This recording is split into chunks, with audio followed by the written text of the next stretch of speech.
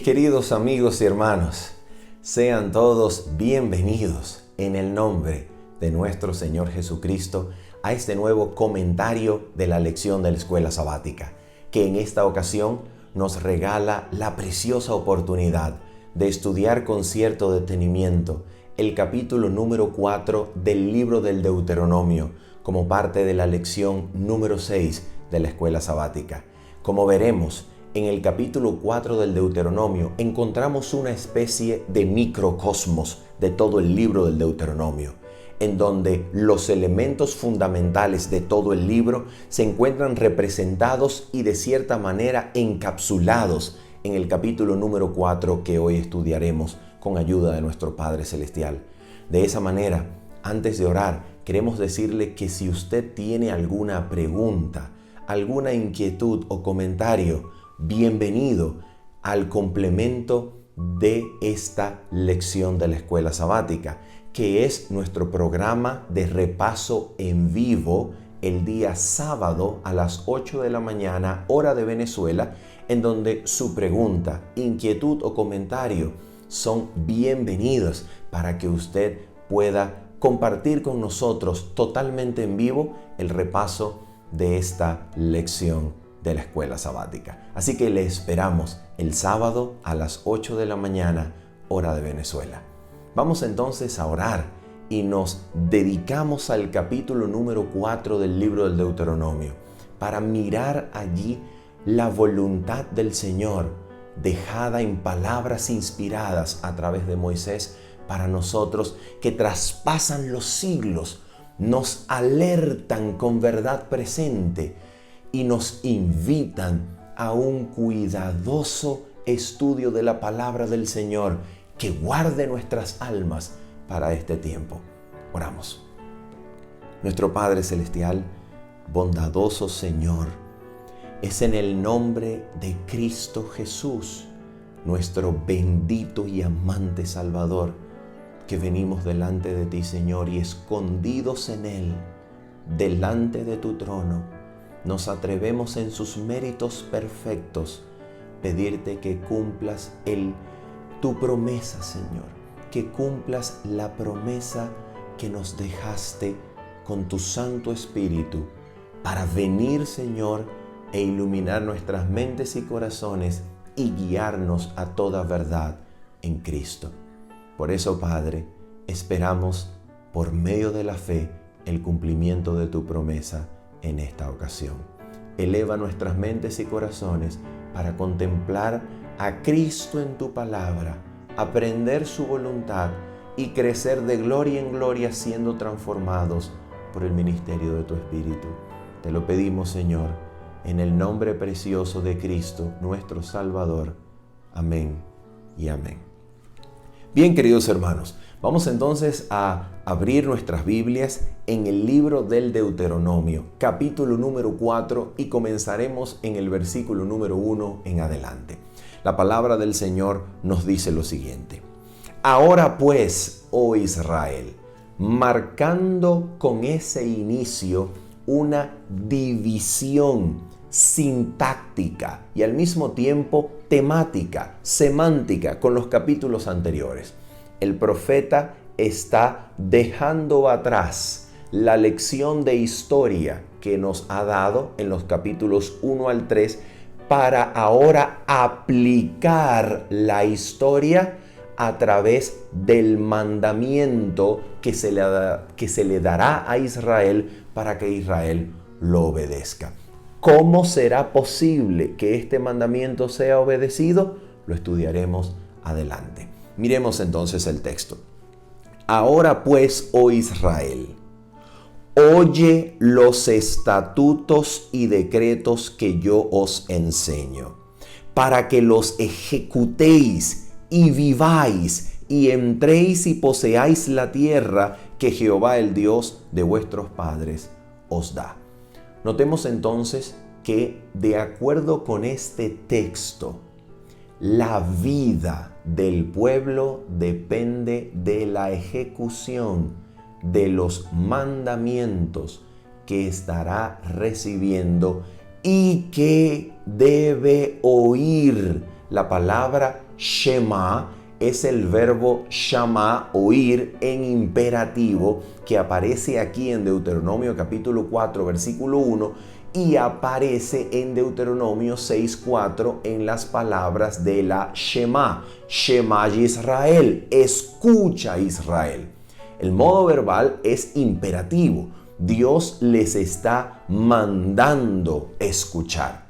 Si el pueblo escucha las palabras de Dios, allí estará la clave para luego poder ejecutarlas y encontrar la vida en la tierra que se encuentra en esa palabra.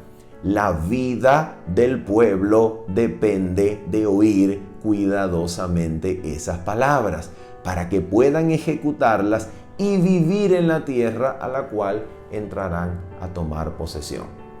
Que pueda el pueblo obedecer estas palabras es otra cosa. Y veremos más adelante que en efecto Dios les muestra de antemano que el pueblo no podría obedecer estas palabras. Y si el pueblo no podría obedecer estas palabras, ¿qué nos enseña Deuteronomio 4 acerca de la manera en la cual la obediencia es posible delante de Dios? Ya lo vamos a ver, pero vamos a seguir repasando el capítulo número 4. Versículo número 2, dice así el texto. No añadiréis a la palabra que yo os mando, ni disminuiréis de ella, para que guardéis los mandamientos de Jehová vuestro Dios, que yo os ordeno. Vamos entonces a hacer una pausa y vamos a dedicarnos a comentar esta sección de la lección. No disminuir ni tampoco añadir. ¿Qué quiere decir la palabra del Señor? Vamos a poner ejemplos prácticos que nos muestren las maneras peligrosísimas, en la cual los creyentes de hoy día pudiesen caer en el error de disminuir palabra del Señor o de añadirle a la palabra del Señor. A ver, vamos a poner dos ejemplos en relación a disminuir la palabra del Señor. Primer ejemplo, la palabra del Señor nos presenta, por ejemplo, en la ley de los 10 mandamientos o en las 10 palabras de Éxodo capítulo número 20, el mandamiento acerca del día sábado. El mandamiento dice, acuérdate del día sábado para santificarlo. No harás en él obra alguna. Ni tú, ni tu hijo, ni tu hija, ni tu siervo, ni tu criado, ni tu extranjero que está dentro de tus puertas. Porque en 6 días Jehová Dios hizo los cielos y la tierra, el mar y las cosas que en ellos hay. Y así sigue diciendo el texto. Pero viene, por ejemplo, la Iglesia Popular y en su catecismo declara ese mandamiento con todas esas palabras. Sencillamente los resume diciendo, santificarás las fiestas o guardarás las fiestas. Yo pregunto, ¿es ese un claro ejemplo de disminución de la palabra de Dios? ¿Sí o no? Claro, por supuesto que es un intento de disminuir el mandamiento. Y es exactamente lo que anunciaba la profecía bíblica en Daniel capítulo número 7, versículo 25. Pensará en cambiar los tiempos y la ley. Se atribuye a sí misma este sistema la autoridad de modificar un mandamiento de la palabra de Dios, disminuyendo sus palabras y enseñando con un solo fragmento, santificarás, guardarás las fiestas, lo que se piensa era la intención del mandamiento del día sábado. ¿Es esto correcto delante del Señor? Absolutamente no. El Señor nos está alertando en Deuteronomio capítulo 4 acerca del peligro de disminuir la palabra del Señor. ¿Y por qué es un peligro disminuir la palabra del Señor? Porque es que esta bendita palabra es la ley de Dios para la conciencia humana. Y hay peligro en todo aquello que represente mostrar lealtad a lo que no es palabra del Señor. Porque se crea una palabra humana cuya autoridad se pone por encima de la palabra del Señor, haciendo que el más atroz de las cosas se levante. ¿Y qué cosa es esa? La persecución, la intolerancia. ¿Y todo esto cuándo nace? Nace cuando se intenta atropellar la autoridad de la palabra del Señor, poniendo la autoridad y el criterio humano por encima de ella. Otro ejemplo claro de disminuirle a la palabra del Señor. Por ejemplo, el texto de Primera de Timoteo, capítulo número 3. Esto es un ejemplo clarísimo acerca de la manera en la que se disminuye por medio de la utilización de una hermenéutica que deja mucho que decir, que deja mucho que desear. Por ejemplo, en Primera de Timoteo, capítulo número 3. Notemos lo que dice el texto. Mira lo que dice el texto. Dice así: palabra fiel. Lo que viene es doctrina apostólica. Señoras y señores, palabra fiel. Es una frase que en las epístolas pastorales del apóstol Pablo se le aplica a un sistema doctrinal ortodoxo de creencias que ya era aceptado con autoridad apostólica en la iglesia temprana. En otras palabras, palabra fiel, ese fragmento, esa frase significa algo como: esta es la doctrina que nosotros, los apóstoles del Señor, predicamos y anunciamos. Algo así significa la frase. Entonces mira esto. Palabra fiel, si alguno anhela obispado, buena obra desea, pero es necesario que el obispo sea irreprensible, marido de una sola mujer, sobrio, prudente, decoroso, hospedador, apto para enseñar, no dado al vino, no pendenciero, no codicioso de ganancias deshonestas, sino amable, apacible, no avaro, que gobierne bien su casa, que tenga a sus hijos en sujeción con toda honestidad, pues el que no sabe gobernar su propia casa, ¿cómo cuidará de la iglesia de Dios? No un neófito, no sea que envaneciéndose caiga en la condenación del diablo. También es necesario que tenga buen testimonio de los de afuera, para que no caiga en descrédito y en lazo del diablo. Un ejemplo claro de disminución: decir que todo este pasaje no representa un texto prescriptivo. Este pasaje no representa una prescripción apostólica. Este pasaje, en la intención y el pensamiento del apóstol, sencillamente quiere decir un carácter moralmente aceptable delante de la iglesia y delante de la sociedad. Yo pregunto, pero el texto dice marido de una sola mujer. No, pero es que nosotros, como adventistas del séptimo día, se podría decir, no creemos en la inspiración verbal de las Sagradas Escrituras. Creemos en la inspiración del pensamiento manifestado a través de palabras. Pregunto, ¿de qué manera se puede conocer el pensamiento de un autor si no se puede conversar con él? ¿De qué manera se puede conocer la intención de su mente sino a través de las palabras que expresan su pensamiento y que es lo único que tenemos?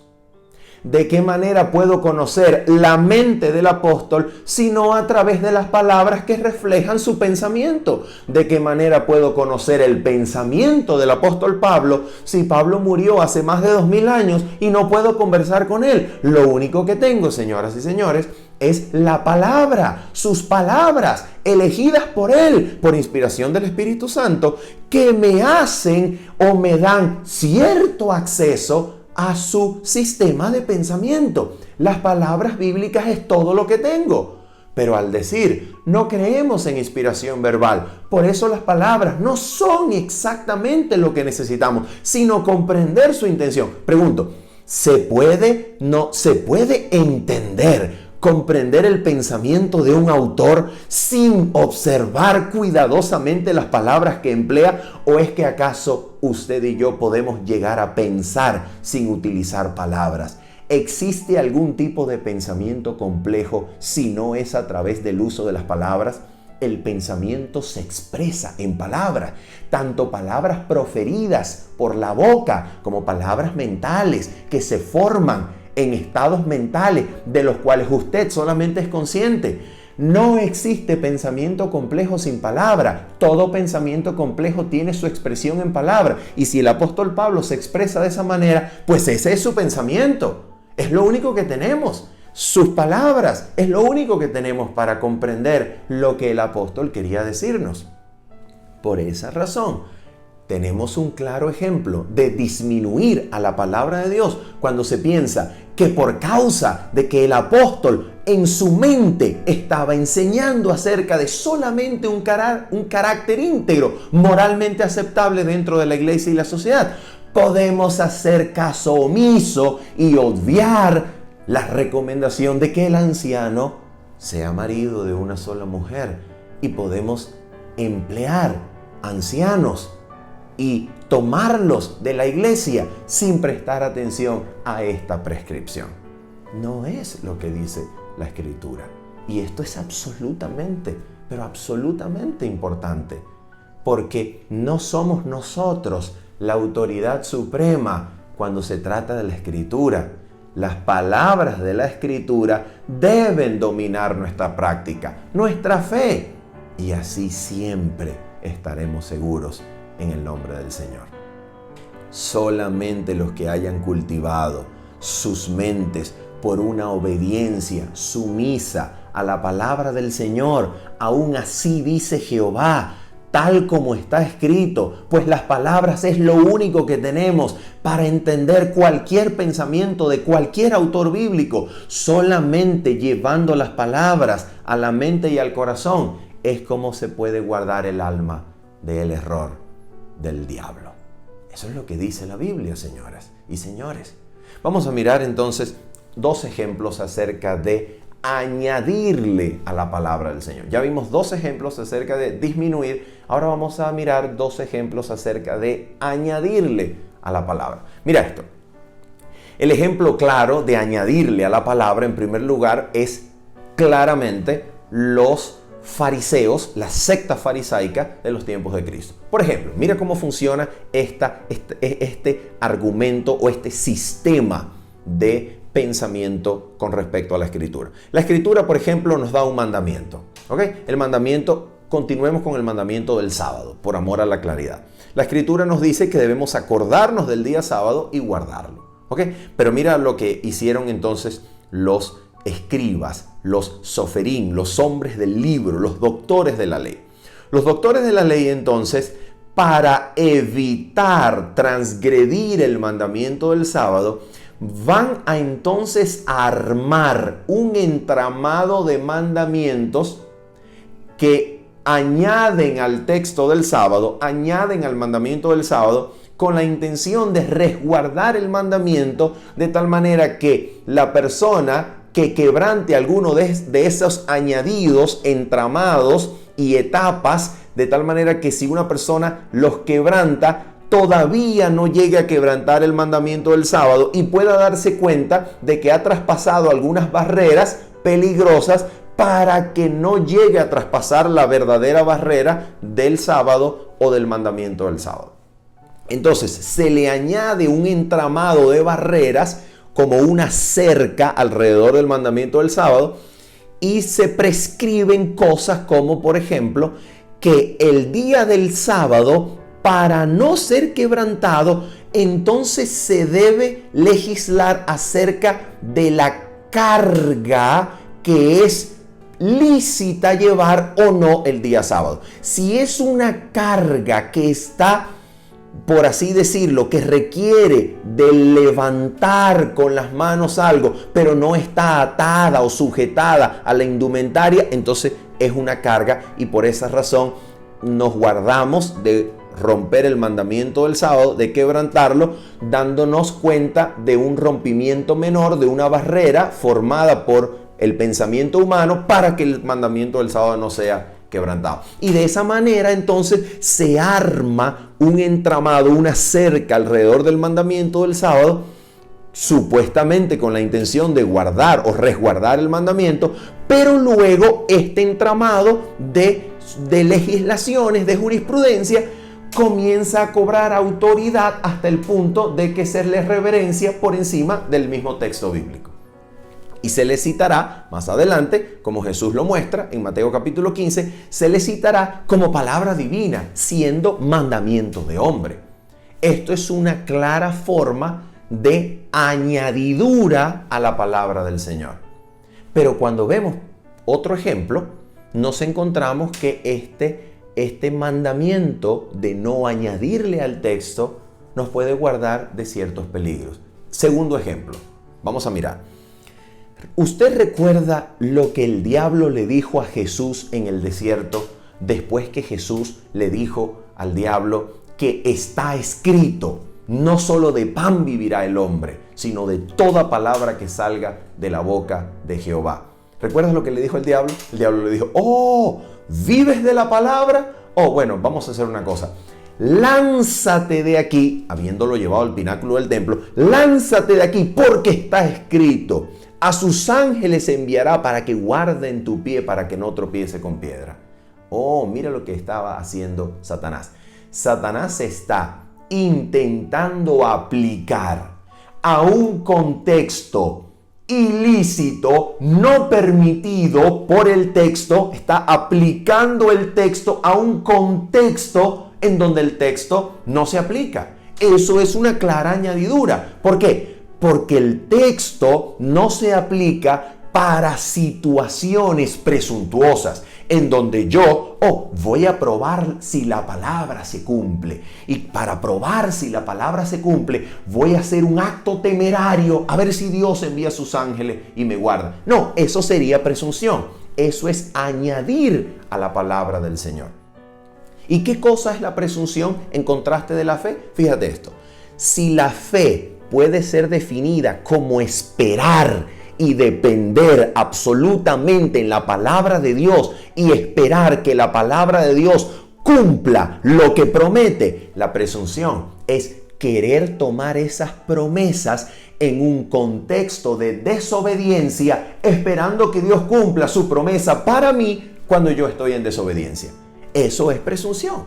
Entonces, la palabra del Señor se aplica en contextos que el mismo texto autorice, no en cualquier cosa a lo cual yo quiera aplicarla, que es claramente un ejemplo de añadidura. Y mira, para cerrar este punto, es tan importante, pero es tan importante mantener esto en la mente, que cuando el Apocalipsis de Juan cierra recordando lo que parece Deuteronomio capítulo número 4. ¿Recuerdas? Apocalipsis cierra diciendo que si alguno añade o quita a las palabras de esta profecía, Dios quitará su nombre del libro de la vida o añadirá las plagas a esta persona. Esto quiere decir que no solamente el libro del Deuteronomio, la ley del Señor, no, toda la Biblia está pensada para que sus palabras se tomen como están escritas, sin añadirle, pero tampoco sin disminuirle. Muy bien, vamos a mirar entonces el resto de este capítulo, Deuteronomio capítulo 4, versículo número 3 en adelante. Desde el versículo número 3 al versículo número 8 se nos muestra, basados en la historia de la idolatría y la apostasía a la orilla del Jordán, esta experiencia de Israel asistiendo a la celebración de Baal Peor, que de acuerdo al contexto del libro del Deuteronomio y de acuerdo con el espíritu de profecía en Patriarcas y Profetas, se trataba de una fiesta, de una celebración ideada por Balac. ¿Recuerdas a Balac? Mira, en Números, a partir del capítulo número 22 en adelante, encontramos la historia de Balac. Balac, rey de Moab, hijo de Zippor, se da cuenta que los israelitas están atravesando o están por atravesar su tierra. Y llega a la conclusión de que este pueblo debe ser maldito para poderlos vencer, porque están en bendición. El pueblo está en bendición, viene como un pueblo victorioso, viene como un pueblo grande, y Balac dice: yo necesito que este pueblo sea maldito para que así yo pueda vencerlo. En otras palabras, yo necesito que este pueblo sea parte de la bendición del Dios eterno. Yo necesito llevarlo al terreno donde sea parte de la bendición de Dios, para que habiendo salido de esa bendición yo pueda destruirlo. Mira, y entonces contrata al profeta Balaam, que por precio, por dinero, lamentablemente accede a ir con Balac. Y entonces lo que sucede es maravilloso. Balaam intenta maldecir, pero le sale bendición. ¿Por qué? Porque Israel está en sumisión al Señor. Mientras Israel esté en sumisión al Señor, mientras Israel guarde la palabra del Señor, mientras Israel permanezca sujeto a la palabra del Rey Eterno, entonces Israel estará en bendición y nada podrá hacerle daño, nada podrá hacer que Balac los destruya, porque están en la bendición del Señor.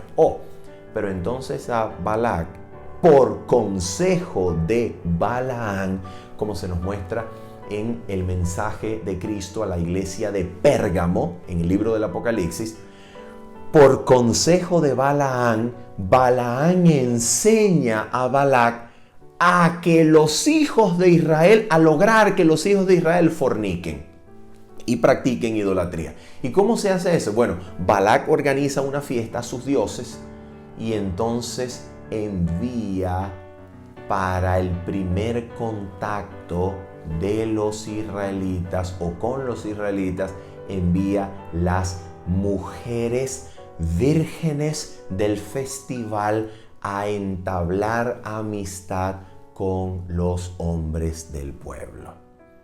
Los hombres del pueblo no perciben el peligro. No se dan cuenta que la belleza de las vírgenes, de los festivales idólatras, representan un peligro de muerte. Porque su paladar es dulce como la miel, pero su vientre es muerte. No perciben el peligro. Y entonces los hombres hebreos, los hombres israelitas, sin percibir el peligro, comienzan a mezclarse con ellas. Y atención con lo que dice el texto del Espíritu de Profecía en Patriarcas y Profetas, que comenta este episodio. Mira lo que dice el texto. Atención. El Espíritu de Profecía, en la página 430 de Patriarcas y Profetas, esto se encuentra en el capítulo número 41, por si acaso la versión electrónica no coincide con la versión impresa, dice así, escuchen esto: se aventuraron a pisar terreno prohibido y se enredaron en los lazos de Satanás, hechizados por la música y el baile, y seducidos por la hermosura de las vestales paganas, de las vírgenes de los festivales, desecharon su lealtad a Jehová. Mientras participaban en la alegría y en los festines, el consumo de vino ofuscó sus sentidos y quebrantó los muros del dominio propio. Predominó la pasión en absoluto y, habiendo contaminado su conciencia por la lascivia, se dejaron persuadir a postrarse ante los ídolos. Ofrecieron sacrificios en los altares paganos y participaron en los ritos más degradantes. ¿Cómo comienza la tentación? Es lo que nos enseña el texto, la intención también de Patriarcas y Profetas. ¿Cómo comienza la tentación de Baal Peor? ¿Cómo comienza? La tentación de Baal Peor comienza como una apelación a los sentidos, para que los sentidos anhelen gratificarse a sí mismos, y al ser gratificados ofuscar el discernimiento espiritual hasta el punto de sacrificar a los ídolos.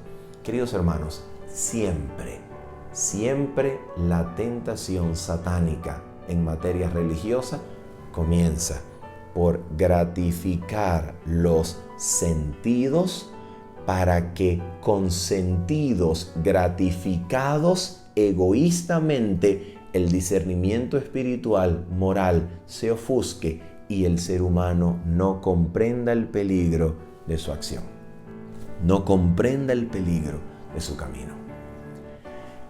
Las tentaciones tienen asidero en el cuerpo por medio de la naturaleza caída. Es verdad y es absolutamente correcto. Pero la Biblia nos enseña que hay poder para resistir y dominar la naturaleza caída y huir de la corrupción que hay en el mundo por causa de las concupiscencias. ¿Dónde está escrito eso? Vamos a mirar lo que dice la Escritura. Segunda de Pedro, capítulo número 1. Mira lo que dice la Escritura. Segunda de Pedro, capítulo número 1. Y vamos a mirar el versículo 3 y 4. Atención. Como todas las cosas que pertenecen a la vida y a la piedad nos han sido dadas por su divino poder. ¿Qué cosa nos ha sido dada por su divino poder? Todas las cosas. Dios no nos debe nada. Dios no se retiene para Él ninguna gracia. De tal manera que el pecado sea culpa de Él que retuvo gracia para incentivar dependencia en los fieles. No, Señor, eso no es bíblico. Dios nos da todas las cosas que pertenecen a la vida y a la piedad por su divino poder. ¿Y cómo tenemos acceso a eso? Mira cómo. Dice el texto, mediante el conocimiento de aquel que nos llamó por su gloria y excelencia. Atención, por medio de las cuales nos ha dado preciosas y grandísimas promesas. ¿Dónde se encuentran esas promesas preciosas y grandísimas? En la palabra de Dios. ¿Y qué ocurre cuando yo las acepto, las creo, las recibo? ¿Qué ocurre con mi vida? Mira lo que ocurre. Para que por estas promesas que están en la Biblia, para que por ellas, habitando en ellas, recordándolas, considerándolas, guardándolas en el corazón, mira lo que ocurre. Para que por ellas llegaseis a ser participantes de la naturaleza divina. Y dice el texto, habiendo huido de la corrupción que hay en el mundo a causa de la concupiscencia. Pregunto, ¿hay poder para nosotros prometido en las Sagradas Escrituras de tal manera que el guardar la palabra de Dios, permanecer en la bendita palabra en mente y corazón, me pueda a mí dar el poder de participar en la naturaleza divina para tener el poder de Dios para resistirme a la tentación, huir de la corrupción que hay en el mundo a causa de los malos deseos o de la concupiscencia? ¿Existe poder garantizado, prometido para mí? Claro que sí. Hay poder de Dios para resistirse a la gratificación de los sentidos, pero ese poder está en la palabra. Para tener acceso a ese poder, yo necesito vivir de la palabra, vivir en la palabra, que la palabra viva en mi mente y mi corazón, y yo pueda ser, por medio de esa palabra, participante de la naturaleza divina para poder huir de la corrupción que hay en el mundo. Lo trágico, pero lo trágico de todo esto es cuando en nuestra adoración, en nuestros servicios religiosos, no hay poder para sujetar las pasiones y deseos del corazón carnal. No hay poder en nuestros servicios religiosos por medio de la palabra, porque es por medio de la palabra como el Espíritu obra para sujetar así nuestras pasiones y deseos. Pero cuando no hay poder por medio de la palabra, lo trágico es que se intenta sustituir ese poder para subyugar el corazón natural que solamente hay y se encuentra en la palabra, cuando ese poder se pierde, se intenta sustituir con música, con éxtasis religioso, con todo tipo de sensaciones apelantes a los sentidos, para que gratificados los sentidos se crea tener una experiencia de poder, pero que no edifica para nada, donde la carne sigue dominando, mis pasiones me siguen esclavizando, y como no hay poder para someter los deseos y pasiones, porque ese poder solamente se encuentra en la palabra, entonces al sustituirlo con música gratificante para mis sentidos, en esa supuesta adoración, en vez de ser elevado en la gracia de Cristo, soy degradado al punto de que mis pasiones y deseos me siguen dominando, me esclavizan y me mantienen encerrado en la jaula de la gratificación propia. Esa es la tragedia de la adoración de las iglesias contemporáneas.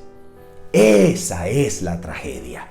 Como no hay poder que se obtiene solamente de la palabra, por medio del Espíritu que obra en nosotros para someternos por medio de esa palabra bendita, como no hay poder, se sustituye con otras cosas que apelan a los sentidos y nos dan una falsa experiencia de poder, una falsa experiencia de adoración poderosa que no construye, no edifica, lo que hace es degradar y dejarnos esclavizados a nuestras pasiones y deseos.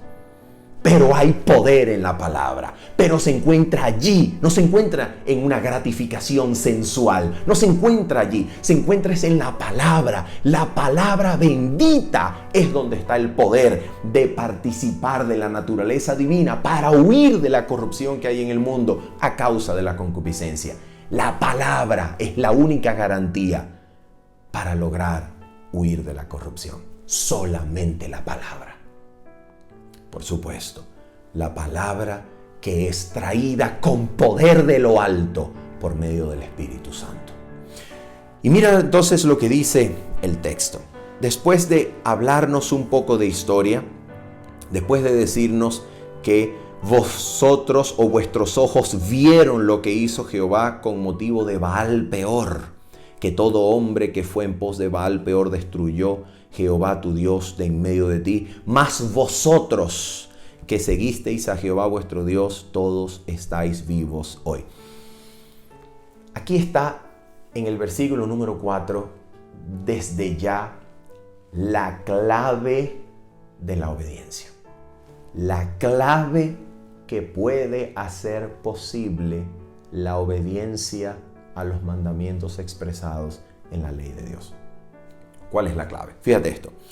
El verbo que aparece aquí traducido como mas vosotros que seguisteis es el verbo que viene de una raíz hebrea, la raíz es dabak. Esta raíz es la misma raíz que se encuentra presente en Génesis 2:24, cuando se le da el mandamiento al hombre diciendo, por tanto dejará el hombre a su padre y a su madre y se unirá, dabak, a su mujer y serán, ¿cuántas carnes? Una sola carne. Entonces, el sentido del verbo o de la raíz verbal dabak es un sentido de unión estrecha, genuina, que permee todo el ser hasta el punto de llegar a ser uno con la otra cosa. ¿Ok? Por ejemplo, vamos a mirar rápidamente el libro de Job, donde se nos presenta este sentido del verbo de la raíz verbal dabak como unión estrecha, irrompible, inconmovible de sus partes. Mira, por ejemplo, el libro de Job. Vamos a mirarlo rápidamente en el libro de Job, capítulo número 41.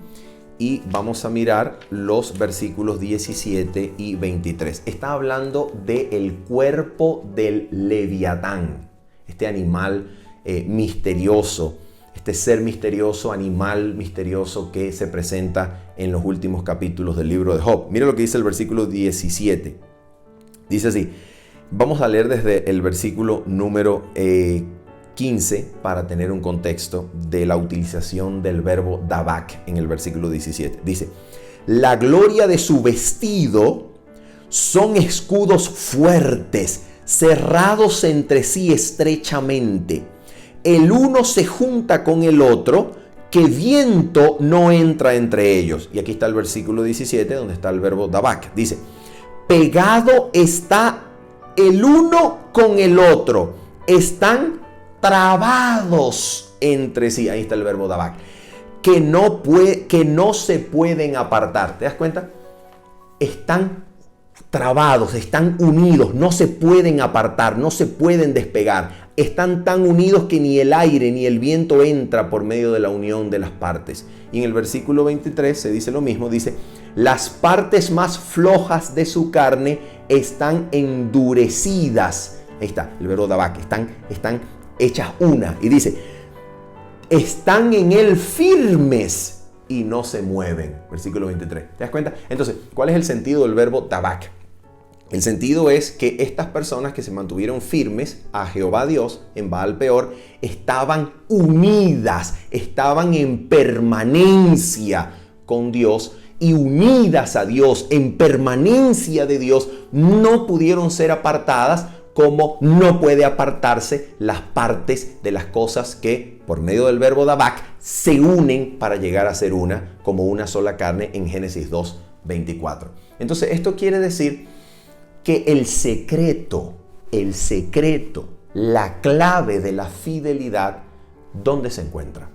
La clave de la fidelidad, el secreto para llegar a ser obediente delante del Señor, ¿cuál es?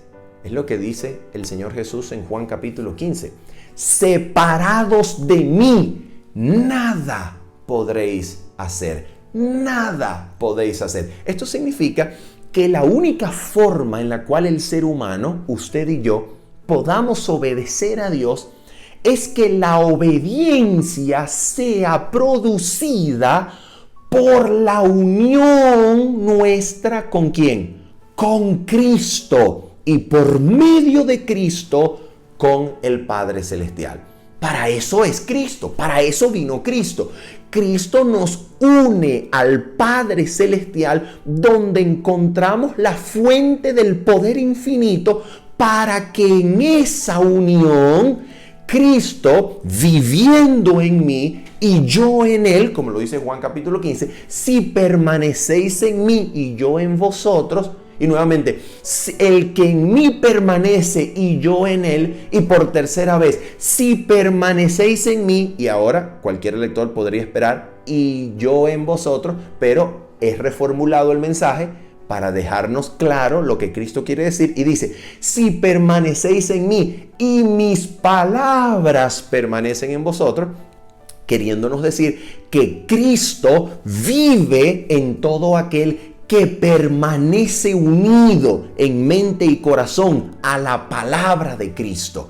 Cristo, por medio de su palabra guardada en el alma, se hace presente, y cuando Cristo se hace presente por medio del Espíritu Santo que obra en nosotros para someternos así por medio de la palabra de Dios, entonces nosotros recibimos esa unión con Cristo, esa participación de la naturaleza divina, como lo dijo ya el apóstol Pedro, para ser guardados de la tentación. En la unión con Cristo, en la unión del alma con Cristo se encuentra la fuente de la obediencia. Por eso, como dice el Camino a Cristo en el capítulo número 8, no es que primero creímos en Cristo y luego tenemos que obedecer a Cristo por nosotros mismos. No, nada de eso. Es Cristo al comienzo, el autor de la fe, porque sin Cristo no podemos tener ni siquiera un pensamiento. Así que es Cristo al comienzo, ¿ok? Para engendrar la fe y la respuesta oportuna a la gracia y al amor de Dios. Es Cristo a la mitad del camino para hacernos crecer y desarrollar en su gracia, es Cristo en cada paso y es Cristo al final. Cristo en cada parte del camino, porque es Cristo la fuerza que permite obedecer. Es Cristo el secreto de la obediencia. Así que si no estamos siendo capaces de obedecer, no nos hace falta disciplina, no nos hace falta determinación, no nos hace falta alguna lista de cosas que necesitamos comprar o hacer o implementar en nuestra alimentación para poder... No. Lo que nos hace falta, siendo todas estas cosas dichas importantes, lo que nos hace falta en esencia es Cristo. Necesitamos más de Cristo. Aquel que tiene a Cristo en su vida, como dice el apóstol Pablo, ya no vivo yo, sino Cristo vive en mí, y lo que ahora vivo en la carne, lo vivo en la fe del Hijo de Dios, quien me amó y se entregó a sí mismo por mí. Esto quiere decir que el que tiene a Cristo como principio vital del alma, tiene todo lo que es agradable delante del Padre Celestial. Porque Cristo lo hace en él. Cristo produce la obediencia que su Padre anhela ver en nosotros. Y la produce en nosotros, en nuestras vidas, así como Él lo logró en la suya. Por medio de Cristo es posible guardar la ley del Señor. Solo por medio de Cristo, solo por la fe en Él, solo por la dependencia absoluta y completa de Cristo es que podemos hacerlo. Entonces, en esto se resume lo que ahora nos va a restar de capítulo número 4. ¿Por qué? Porque en el resto del capítulo número 4 se nos presenta lo siguiente. Vamos a hacerlo brevemente para mirar. Atención. Versículo 9 en adelante. Por tanto, guárdate y guarda tu alma con diligencia para que no te olvides de las cosas que tus ojos han visto, ni se aparten de tu corazón todos los días de tu vida.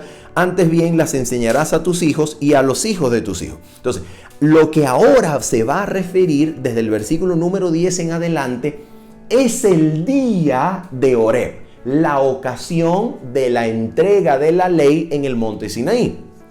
Como en efecto dice el versículo número 13, así. Y él, hablando acerca de Dios, y él os anunció su pacto, el cual os mandó poner por obra. ¿Cuál es ese pacto? Atención, los 10 mandamientos, y los escribió en 2 tablas de piedra. A ver, cuando Dios anuncia su pacto, en aquella ocasión donde Israel llega al monte Sinaí, ¿cómo comienza el anuncio? Vamos a mirarlo rápidamente y vamos a terminar con esto leyendo Deuteronomio capítulo número 4, versículos 30 en adelante. Mira, Éxodo capítulo número 20. Vamos a leerlo rápidamente. Éxodo capítulo número 20 y vamos a comenzar a leer en realidad el capítulo número 19 para mirar cómo comienza el anuncio de lo que Deuteronomio llama su pacto, el pacto de Dios. Escucha esto. Mira esto, mira lo que dice el texto. Dice así, versículo número 4 del capítulo 19. Vosotros visteis, ¿recuerdas Deuteronomio capítulo 4 versículo 9 que comienza diciendo guárdate y guarda tu alma de que tus ojos no se olviden de todas las cosas que habéis visto? Mira cómo comienza el anuncio del pacto en Éxodo 19. Vosotros visteis lo que hice a los egipcios y cómo os tomé sobre alas de águilas y os he traído a mí. Mira esto. Qué maravilloso. Dios comienza el anuncio de su pacto diciéndoles quién es su redentor. Dios les está diciendo, ustedes están aquí porque yo los saqué de Egipto y los traje a mí. No los traje para darles leyes, los traje para mí, para que sean míos y yo de ustedes. Y en esa unión con Dios, del alma con Dios por medio de Cristo, se estaría listo para oír la ley. Pero el pueblo no percibió eso. El pueblo pensó que todo lo que Dios decía, ellos como seres humanos podían obedecerlo sin primero notar que es en la unión con Dios por medio de Cristo que se encuentra la clave. ¿Por qué decimos estas cosas? Ya lo vas a ver. Mira esto. Cuando termina Éxodo 19, el Señor les había prometido hacerlos un reino de sacerdotes, una nación sacerdotal. Pero al final de la ley, quienes son los sacerdotes no es el pueblo entero, sino solamente una tribu del pueblo, la tribu de Leví. ¿Qué hubo aquí? Hubo un fallo. ¿Falló qué cosa? ¿Falló el pacto de Dios, el anuncio de Dios? ¿O falló el pueblo en su respuesta a Dios? Porque si el pueblo hubiese aceptado el pacto de Dios, no solamente la tribu de Leví era la que se prometía como sacerdote del mundo entero. No, era la nación entera la que sería un reino sacerdotal. Pero algo falló. ¿Qué fue lo que falló? Oh, mira esto. Atención con lo que vamos a decir.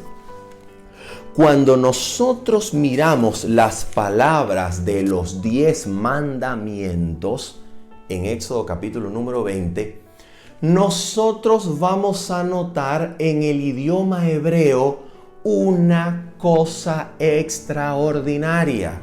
¿Y qué es lo que se nota en el idioma hebreo del capítulo número 20 del libro de Éxodo? Mira esto. ¿Recuerdas que dijimos que Deuteronomio capítulo 4 versículo 1 y Deuteronomio capítulo 6 versículo 4 cuando dice escucha, oye Israel, es el verbo shema, que es el imperativo del verbo shama en hebreo? ¿Recuerdas que dijimos y recalcamos que el modo verbal es un imperativo, un llamado a la obediencia? Sí, ahora mira esto. Los verbos de Éxodo capítulo 20 no aparecen en modo imperativo. Los verbos que llaman a la obediencia en Éxodo 20 no están escritos en hebreo como imperativos. Están escritos como imperfectos, que tiene una referencia al futuro. En otras palabras, el texto de Éxodo 20 y cada mandamiento se lee así. Atención. Por ejemplo, versículo número 3. No tendrás dioses ajenos delante de mí. Ese tendrás no es un imperativo. Es en realidad un imperfecto con implicaciones aún no cumplidas en el presente del discurso, sino con implicaciones futuras. Y toda esta palabrería es ¿para qué? Para decirte que todos los verbos imperfectos del capítulo 20 de Éxodo son promesas que Dios le estaba haciendo a Israel. Promesas de Dios en las cuales Dios se comprometía en cumplir y hacer realidad lo que el mandamiento estaba diciendo. Cuando Dios le decía a Israel, no tendrás dioses ajenos delante de mí, le estaba dando la promesa de que por medio de su espíritu, esa llegaría a ser la condición de Israel si Israel se unía a Dios por medio de Cristo. Dios les estaba dando promesas al darle los 10 mandamientos. Todo mandamiento de Dios es una habilitación, porque en la misma palabra que se pronuncia se halla el poder y la promesa para que el mandamiento se cumpla y el pueblo solamente espere de su Dios que Dios la cumpla en ellos. ¿Qué significa esto? ¿Qué significa esto? Significa que la obediencia que Dios anhela ver en su pueblo, la obra, la logra, la produce, la crea Él por medio de su Espíritu en nosotros. Lo que yo tengo que hacer no es ofrecerle a Él obediencia, como si yo lo pudiera lograr. Lo que tengo que hacer es creer que la misma palabra poderosa que convirtió el agua del Nilo en sangre y que partió el Mar Rojo en dos para que Israel pasara en seco por el lecho del mar, esa misma palabra es poderosa para cumplir en mí lo que promete. Así que cuando escucho, no tendrás dioses ajenos delante de mí, y cualquier otro mandamiento de la ley, yo pueda decir, Señor, yo no puedo hacerlo, para mí es imposible, pero si tú lo dices, yo lo espero y lo creo. Y aquí permanezco esperando que tú cumplas con poder esa palabra en mí. Y allí, en la unión del alma con Cristo y por medio de Cristo con el trono de Dios, se encuentra el poder para que por la palabra el Espíritu sujete nuestra voluntad a Dios y haya obediencia.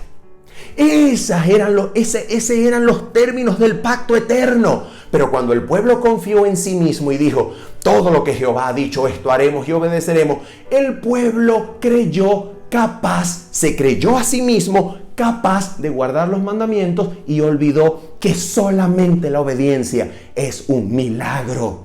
La obediencia solo es por un milagro de la palabra de Dios por medio del Espíritu que opera en nosotros. Por esa razón finalizamos Deuteronomio capítulo 4, versículo número 30 en adelante. Mira esto. ¿Sabe el libro del Deuteronomio que Israel va a fallar? Lo sabe. Deuteronomio 30, 31, el cántico de Moisés, el cántico de Moisés para el pueblo, Deuteronomio 32. Lo dicho por Josué en Siquén al pueblo, vosotros no podréis servir a Jehová vuestro Dios. Mira, la Biblia lo sabía, Deuteronomio lo sabe. ¿Sabe el capítulo 4 que Israel iba a fallar? Lo sabe. Por eso el capítulo 4, versículo 30 dice así, escucha esto. Cuando estuviereis en angustia y te alcanzaren todas estas cosas, si en los postreros días te volvieres a Jehová tu Dios y oyeres tu voz, ¿cuáles eran las cosas que iban a alcanzar a Israel? Todas las plagas que Deuteronomio más adelante, a partir del capítulo 28, va a prometer. Todas las plagas de la desobediencia. Moisés ya sabía en el capítulo 4 que esto iba a suceder. Dios ya sabía que le iba a suceder a Israel. ¿Por qué? Porque Israel creyó que era capaz de obedecer. Es decir, aceptó el pacto no conforme al pacto eterno, sino conforme al pacto antiguo, creyendo en la capacidad humana para obedecer y no creyendo en la promesa de Dios para hacernos obedientes. Entonces mira esto. Atención, versículo 31. Dice, porque Dios misericordioso es Jehová, tu Dios, no te dejará, ni te destruirá, ni se olvidará del pacto que les juró a tus padres. ¿A qué padres? ¿Será que se estaba refiriendo al Sinaí? Mira esto, atención con lo que vamos a leer aquí. Versículo número 37, atención. Y por cuanto Él amó a tus padres, escogió a su descendencia después de ellos, y te sacó de Egipto con su presencia y con su gran poder. ¿Quiénes fueron los padres a quienes Dios amó, por causa de los cuales Dios sacó a Israel de Egipto y a su descendencia después de ellos? Dios había amado a Abraham, a Isaac y a Jacob, a quien les dio el pacto eterno, y por amor a los padres, por amor a su pacto eterno, alianza entre el Padre y Cristo desde antes de la fundación del mundo, Dios sacó a Israel de Egipto. ¿Te das cuenta? Era el pacto eterno lo que garantizaba la obediencia de Israel. Pero cuando Israel va en el monte Sinaí y dice, todo lo que has dicho haremos y obedeceremos, Israel confió en su propia capacidad para obedecer y no en Cristo, que es garante del pacto eterno para producir en nosotros obediencia delante del Señor. ¿Te das cuenta? Habiendo dicho eso y esperando que este comentario de la lección de la escuela sabática haya sido para tu beneficio y crecimiento en la gracia de nuestro Señor Jesucristo, se despide de ti una vez más tu servidor Manuel Ospino, diciéndote, nos vemos el sábado, 8 de la mañana, hora de Venezuela, Bendiciones. Chao, chao.